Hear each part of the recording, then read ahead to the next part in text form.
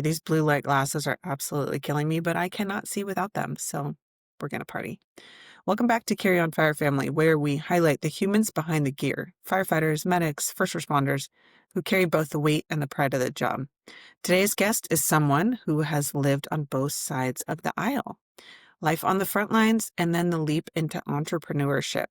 Mike Ettenberg started his journey as a 911 EMT back in 2012, went on to serve as a paramedic for the city of Coronado, and now he leads Frontline Optics, a company creating sunglasses built for duty and dedicated to giving back to first responder families. Mike's story is about courage, not just on the job, but walking away from a pension and title to build something that better served his family and purpose. Not an easy thing to do. I'm very excited to talk to him. I also have a pair of his sunglasses and I love them. So very excited to talk to him. So let's bring him in. Okay, Mike, welcome. Thanks for having me. Yes, I'm excited to talk to you. First of all, love your sunglasses. I think we have two pairs. My husband has two pairs. Nice. And they're red. Yeah. The mirrored ones are Perfect. my favorite. I'm obsessed with them actually.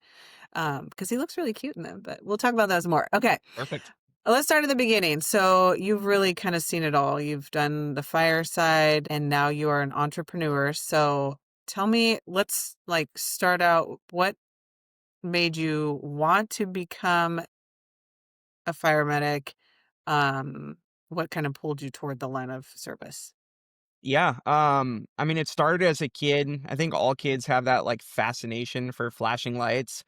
I certainly did. And anytime something was happening, I had to like stop and look and stop and watch. And as I got older, that turned into me having like a little scanner from Radio Shack and a Thomas Book map guide. And I would sit there and listen to the tones go off and flip to the map page and see if I could jump on my bike and catch a glimpse. And so like it just always something about it always appealed to me and drew me in. And so once, I became 18, it was like, okay, start making decisions of what you want to do with your life. And I started taking the EMT class and just moving in that direction. Eventually, I paused and I did all of college, which is where I kind of got introduced to some of the business concepts, which obviously have come to play a big factor in my life. But upon completing college, reevaluating what I wanted to do, I looked back at what did the 18-year-old version of myself want to do. It was to, be a firefighter. So I recommitted, went down that path, and ultimately climbed the ladder and became a fire medic with the city of Coronado. So became a fire medic, and then how long were you in the service? I was just shy of 5 years before stepping away Okay. So as a career. 2022, you really made a massive pivot and you left the service and the Correct. pension, which is Correct. not an easy decision. No, Um, tell no. me about what led to that choice. So, we were in the heart of COVID. So, naturally, small department.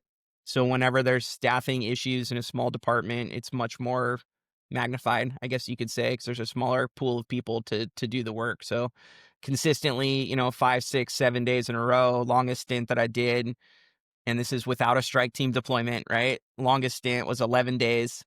Um, and it was just kind of like tough, right? That was like the mindset. It's like, oh yeah, that's a bummer, but tough, instead of, hey, we've got a guy who's going to be here for 11 days in a row. Maybe we should rework our system. And that thought never crossed their mind. Um, so, unfortunately, again, staffing shortages, we weren't hosting tests because it was COVID and you couldn't get everyone together in a room for a test. We had a new fire chief come in who didn't want to do anything that the previous chief had done. So our old structure was gone as they tried to put a new structure, which further delays. And so it was just, 18 months of just getting, you know, beat down day after day after day. Meanwhile, I have this sunglasses business that's getting bigger and bigger and bigger and is like, pulling at me to say, hey, like, look what we can do over here. So, yeah, that 11-day shift pretty much did me in. I was looking at it and that was the day where I decided enough was enough. I had been thinking about it for a long period of time prior to, but that was like the icing on the cake, I guess you could say.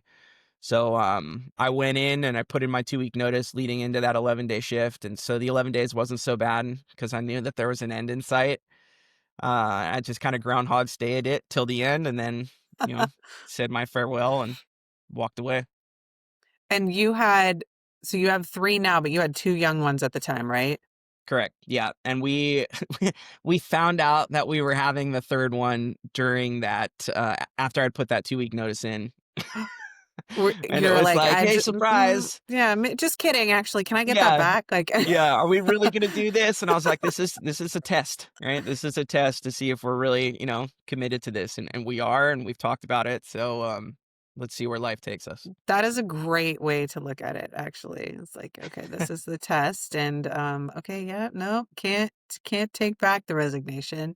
Right? Um, let's talk about that for a little bit because I know this is a hot topic, and it's something that I think we see kind of across the board now. Um, it's funny that I have had many conversations about how COVID affected so many people, obviously, but how it's continuing to affect us and departments, right? So 22 was kind of the I guess the peak, right? Where we were sort of coming back to normal, whatever that I don't know what normal is anymore. Normal-ish. So yeah. Um but for the fire service, I don't think it's ever going to go back to pre-pandemic kind of stuff, right? No. Um, what was it like with those 11 days just being straight on? The first 72 hours were kind of hard, and then you just kinda get into this, like, mode, it's just left foot, right foot. Now, I will say I was blessed to be on the truck at a very slow station during this period of time. So, a lot of pickleball was happening, multiple workouts a day. We were eating good, we were sleeping good. So at least, I had that going for me. Whereas if I was, at a busier department, right? Think Riverside, for example, 11 days in a row of, 4, 5, 6 calls after midnight, that obviously would have been completely different. Unacceptable. Yeah. Unacceptable. I mean, it's unacceptable But for it's happening. everyone. Yeah, It's and it's happening. happening. Yeah, and it's insane. Yeah, we can have a whole separate podcast on that. Okay, we'll talk about that later. Anyways, let's talk about the business side. So you left the firehouse, and then you were building the sunglass business while you were still working, right? Correct. Yeah. Okay. Launched in 2021 and didn't necessarily know what I was doing, but I didn't need to know what I was doing because my salary was coming from the fire service. Um, I guess sunglasses are for anyone who wears a uniform, right? Your style is picked for you, right? You've got your Nomex button-up shirt, and the only style item you have is sunglasses. So naturally, I kind of took to them. I was a big Oakley guy, and I loved them. I collected them. They were expensive, but they would also get wrecked constantly. Back of a fire engine, all metal, right? So they were constantly getting like scratched or they'd fall between the seats or, at one point an engineer's bag rolled over because he was driving like a madman. And, his out of county bag like basically fell on top of him. Done, right? So I figured there had to be a better way. Started looking into making them myself. And that was like how the business was born more as like a hobby or something to do on the side. But I found myself very passionate about it and becoming a student of marketing, I guess you could say, and learning how to sell a product online. And once I figured that out, this thing just kind of snowballed and it became a full-time job while I still had my other full-time job. So that was how it happened. It's just let's see, right? I have some extra time. I'm getting forced a bunch, so I had extra cash. So it's like I can put this cash to work for me and see if I can turn it into something. And it's turned itself into a 7-figure business. So It's actually my favorite thing to see is the firefighter turned entrepreneur. There's so many first responders who have their side gig, but for you, it's not a side gig anymore. But um, you learn, I think, so much from the service that you can kind of bring into your own business. And for those who can make it, their own and make it successful, it is always so impressive to see. So like hats off to you for doing the work. Thank you. What did your wife say about it? How did she feel about you wanting to leave to go sell sunglasses or She making? she was, my biggest supporter. Obviously we were nervous. We didn't necessarily know what was coming next, but she's a nurse. She's a labor and delivery nurse, so she was able to pick up some extra shifts when so from like an income standpoint, we were in a good spot. I just kind of initially when I left, I became like stay-at-home dad because the Hmm. business at that point was not ready to support us. Hmm. But it also required a lot more time if it was going to support us. So it was one of those things where everything kind of worked out the way that it needed to. But she's been huge supporter. Um, Even when I was working, she would come in and ship orders for me out of this same office that I'm in right now. I've got some cool videos and pictures of like her and my son like packing orders together, which is like pretty cool. And at the time he was like, 4 years old, so it's pretty neat. But yeah, huge supporter. We knew we were gonna get through it together, and I had worked in business and done sales prior to the fire service, so it wasn't like my whole life had been committed to I've never done anything but be a paramedic and a firefighter.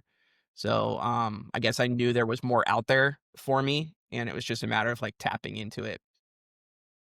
That's pretty cool. Okay.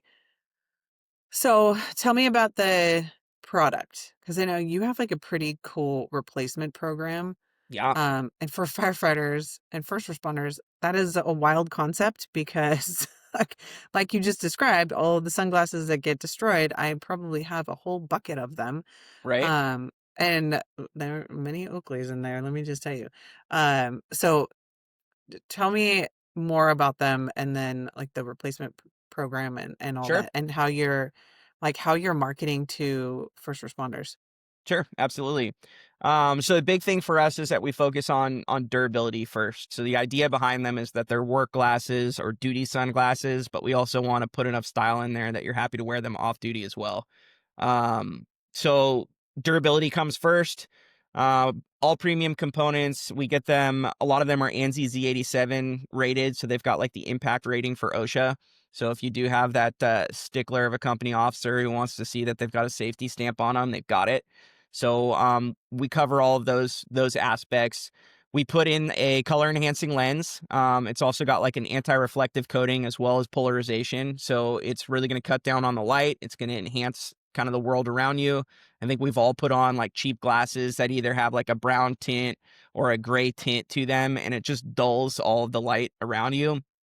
We've opted for the more premium experience. We want to enhance the colors around you, especially if you're trying to do a size up, for example. Like you need to be able to see everything perfectly, and so the glasses are gonna, help with that.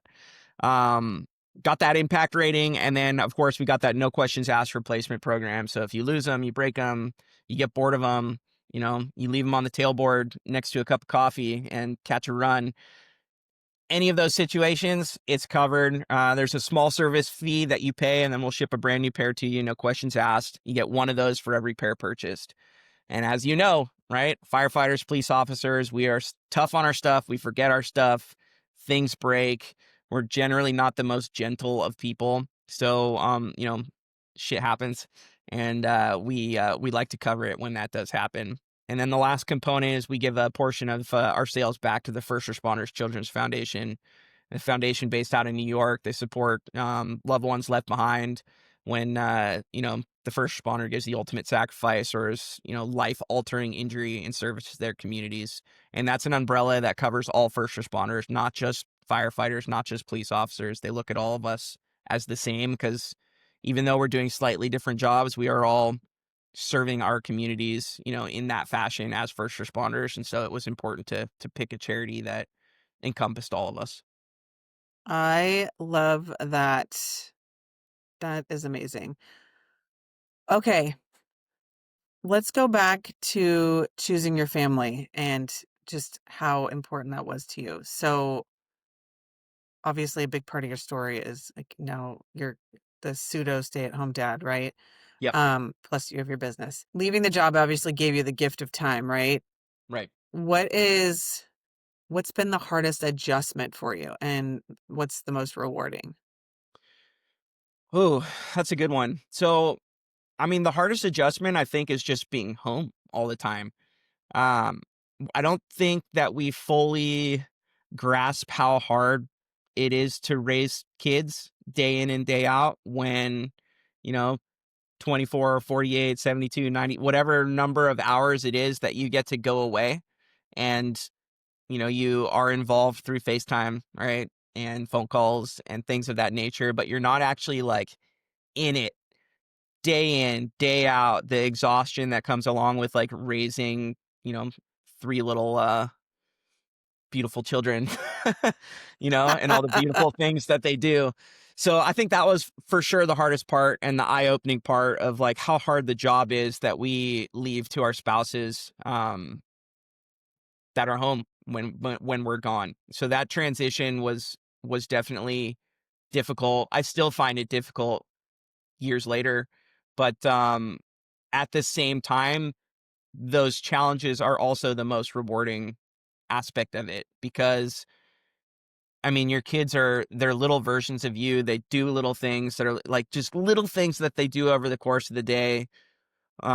Perfect example is we put this zombie out in it's Halloween time. We put this little zombie in the front yard where it moves around and it does this whole thing.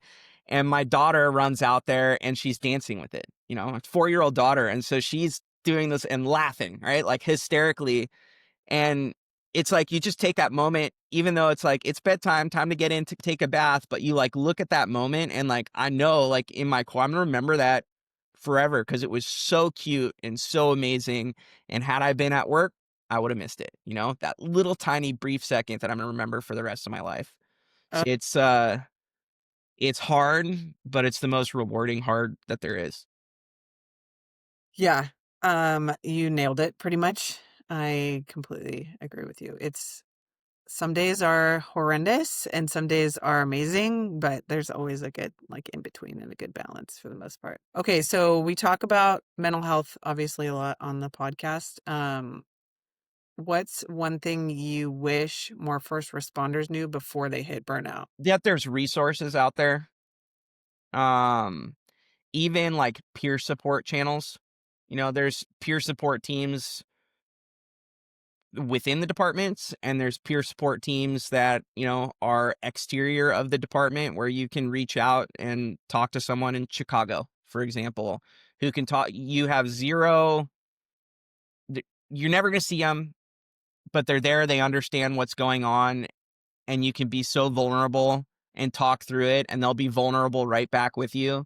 I think that we always kind of go through this, I'm a badass, like I can handle anything thing, and that's like it's a shell, right? It's fake armor that we kind of put out there because ultimately, at the end of the day, like we're human and like we're seeing terrible things. We're seeing those things when we're exhausted, which can sometimes seep in a little harder. We make some like stupid dark jokes to deal with them, but the fact of the matter is like that dark joke is deep seated with trauma essentially. So understanding all of that and understanding that there's people out there, and the more you talk about it and the more open you are about it, the easier it is to process it and the less secluded you'll end up feeling when you kind of go out into the world. Um, that's what I would tell people, getting in talk. What would you say to somebody who said they're burnt out, but they kind of have a plan like you to start, something like to start a business? Like what would you say to your peer? how would you kind of direct them to look like more inward to see if it was something that they were really, if they're really passionate about to leave the service and to start? I would tell them to do what I did, which was talk to a certified life coach. They're not therapists, right? Like but their job is to simply help you cut the noise, um, to make a better, more like educated decision. And I was back and forth this ping pong in my head for like 6 months of whether or not I wanted to leave. Should I stay? Should I leave? Should I stay? Should I go to another department? Will that fix the problem? And then when I finally got on the phone with a life coach, it was a 45-minute session that was like the most crystal clear I had ever been about what I saw in my life and how I saw my future, and allowed me to kind of come to that decision.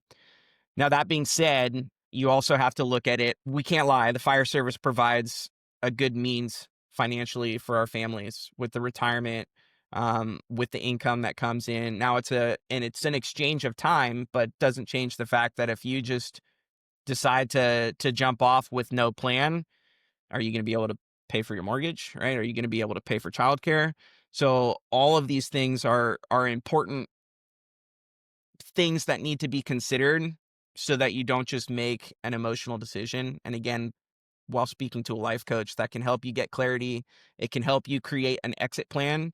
And then once you have that exit plan, the burnout will feel less because you're like working towards your end goal. Um, that would be my suggestion to anyone kind of facing the same as I did. So, where did you get the idea to go to a life coach? Did you go to a My career coach or a life coach? life coach, Okay. life coach. My sister-in-law is a certified life coach, and she had been telling me about it forever, and I was like, "Whatever, Tammy, like, cool. I like what you're doing." But as I started to get more and more burnt out, every time she come in, she's like, "I'm serious. You need to talk to someone. I'm serious." And then she's like, "Let me just set you up with a call, with the person who kind of trained her, so it was completely exterior of the family." And that was kind of how I came to it. I didn't even know it was a thing, you know. I thought Mhm. it was just like fluff, Yeah. right? Um, Sometimes those outside forces can be exactly what you need to hear, right? Because a lot of times your family kind of not really tells you what you want to hear, but you're so used to hearing it from them, you kind of brush it off. But when you hear it from a different perspective and they say, they maybe validate you or even invalidate you and just say, no, that's not a good idea. Or, oh, yes, you've got something here. Like you need to really run with it. And they help you kind of formulate a plan. It's very helpful. I love coaches. And like you said, completely separate from therapists. Everyone, don't get it twisted. But I think in this case, it was perfect for you. And I love that you recommend they go talk to somebody like a career coach about it if they are, or a life coach if they're considering like leaving the 100%. job. Do you think that there is a significant increase in burnout lately?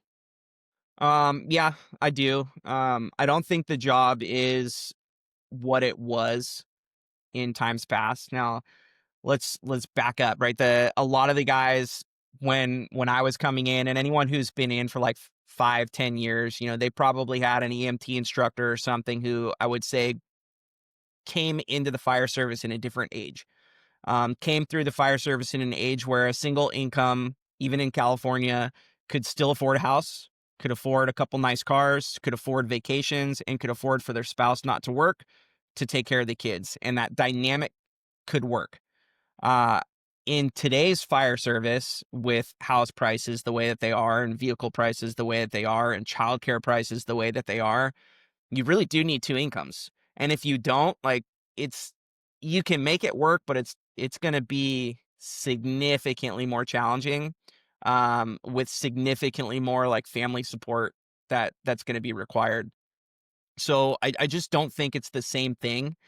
And there's men and women out there who have to work overtime to make enough money to support their families, but then that's creating tension within the families because they're never there. And now you're disgruntled because you're working so much, and then you're home in an environment that's disgruntled because you're working so much, and it's like this catch-22 that you can't get out of. And I feel like that has this what the fire service has evolved into. Um, and unfortunately, we would need to make significantly more money to get back to what it used to be like, where we can afford to have somebody away, for days on end, because everything else at home is taken care of by, the husband or wife that's at home.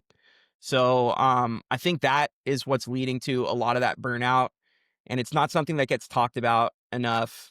You always just hear the, like, best job in the world, best job I ever had. Like, why would, you're a firefighter for all this, like, garbage.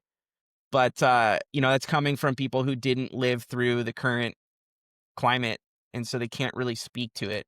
So I'm Yeah. speaking to it. And I teach EMTs now, and it's one of the first things I tell them in the very first class is like, "Hey, like, this is not just some sugar-coated thing. Like, this is gonna suck on a lot of levels. Now, like, do I still encourage you to do this? 100%. If this is what you're passionate about and want to do, by all means, go for it, but go in with the you know, with the education that, like, it is not the best job in the world. It is still a job. It's gonna come with a ton of trauma and a ton of, consequences. But if you see all those and still want to commit, like, I'm your guy, and I will get you where you want to go."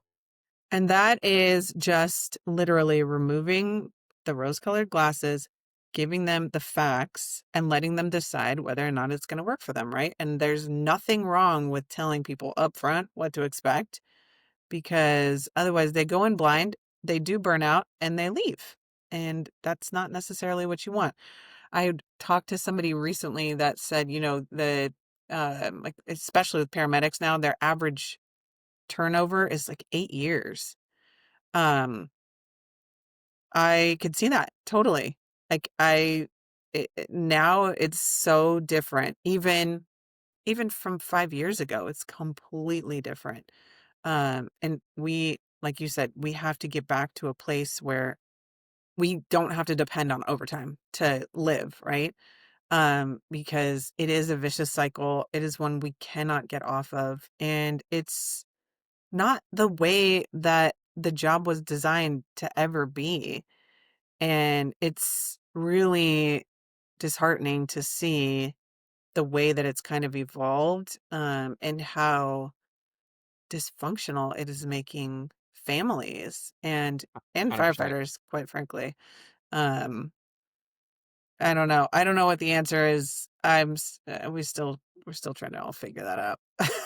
And then, like, Yeah. getting paid would be lovely. Just the salary in general, just to get Well, a my living my wage, right? unpopular opinion is that the shift work has to go. So the 24-hour shift that everyone swears, cops work 10s. You go to New York, for example, They're in 12s. at least from the education I have, like, FDNY is day shift and night shift, and Yep. you kind of switch back and forth between the two. Yep. I think that that type of shift work would be significantly healthier. It would maintain better sleep patterns. Um, Yeah. yeah, I I think think that. just especially now, right? Because there are more 911 calls than ever before. And so most firefighters are working more than they were ever expected to, based on previous call volumes, right? So now, But staffing is the same, exactly. right? Staffing hasn't changed since the '70s, but the call volume is like 350% higher, Yeah, like, it makes no cool. sense. It makes no sense. It's blows my mind. What do you think Frontline Optics is going to look like in like 5, 10 years? What's your plan? A major player. Yeah, A major player. I mean, we're getting aggressive with our marketing and trying to take market share away from others. If we are competing on the fact that we create a premium product, and it's not the cheapest pair of sunglasses you're going to come across, but it's a hell of a lot cheaper than designers, and they're actually built, to take a punch. Whereas those designers they're made to look good, but any tiny little edge that gets them, they're gonna bend, scratch, break. So we're able to kind of win people over. And again, it starts out as like a work. People are buying them as like, oh, I'll wear these at work, and then the next thing you know, they buy two, three, four more pairs for off duty as well. We have our customer service team is focused on ensuring that we're always providing like top notch level care, with the idea that this is a brand for us, right? It's for first responders, by first responders, and we're, really kind of nurturing that culture. And ideally, I see these on, every first responder's eyes, you know, across the nation, within 5 to 10 years. I love it. I love it. Okay. I ask everyone on the podcast this question. What legacy do you hope to leave behind for your family, for your friends, for you? What's your legacy? Um, Following your passion, someone who like constantly follows your passion and stays true to the things that drive you, right? Make the decisions based off of the things that are truly important, but once you make those decisions, go after them relentlessly. And that's, the best example I can set for my kids, and I hope that they too can learn from it and do the same when they grow their little families. I love it. Any last thoughts? No, thank you so much for having me. This has been awesome. It's been fun. Long I thank you for sharing your story. It's entrepreneurs are so fun. I have a soft spot for small businesses, so but yours sounds like it's getting quite large. So I'm excited for you. I can't Thank wait to you. see. Thank Um, you. if you are interested in checking out Frontline Optics, you can visit their website, frontlineoptics.com. You guys have an Instagram too, same, right? Yep. At Yep. Frontline Frontline Optics. Optics. And we also have a discount code for you. You can use at checkout, carry on 15, all one word, CARRYON 15. And I highly recommend the glasses. Honestly, I think my husband's had them for like 3 years now, quite a while. And Perfect. so far, so good. We Just love tell them them. to get that no questions asked replacement program. You get a fresh pair. I might have to. Yeah. We might have to order a couple new pairs too, just Perfect. because he breaks stuff all the time. That's his nickname. So super Love it. fun. Thank you for coming today. I can't wait to see all the fun stuff that comes your way. Awesome. Thanks for having me. Have a great day.